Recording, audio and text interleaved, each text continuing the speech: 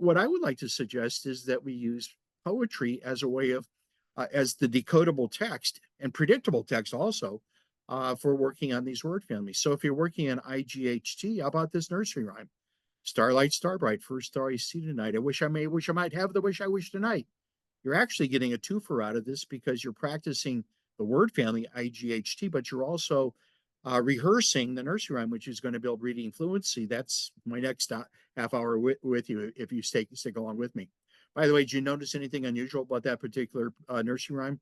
Yeah, there's a misspelled word, SCA, should be SEE. Oftentimes, I will throw in ringers like that because kids get to the point where they memorize the text and they don't have to look at the words. But if I throw in a ringer like that, you're going to have to look at the words. It's not reading unless you look at the words. Even songs. One of my favorite songs is the Garden Song by David Mallet. Inch by inch, row by row, gonna make this garden grow. Look at all the OW words that represent the long O sound.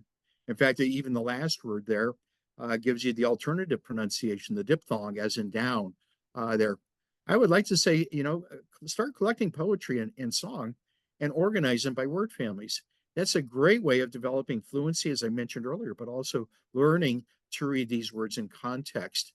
ON on, that's in our ON folder. Diddle diddle dumpling, my son John went to bed with his stockings on. Once you off, once you on, diddle diddle dumpling, my son John. But here's the problem. What happens if you can't find a poem that represents a particular word family?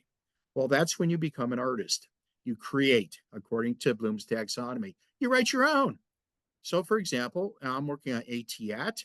Perhaps I can't find an at poem, so I took Diddle Diddle Dumpling. Guess what he did? Ditto Daddle Dumpling, my son Pat, had a shaggy dog and a mighty fat cat. The cat was a bother, so we told him to scat. Diddle Daddle Dumpling, my son Pat. Not the best poem in the world, but you know what? Kids love the rhythm, the rhyming in these sorts of things. And you know what happened? What's next? Kids can write their own.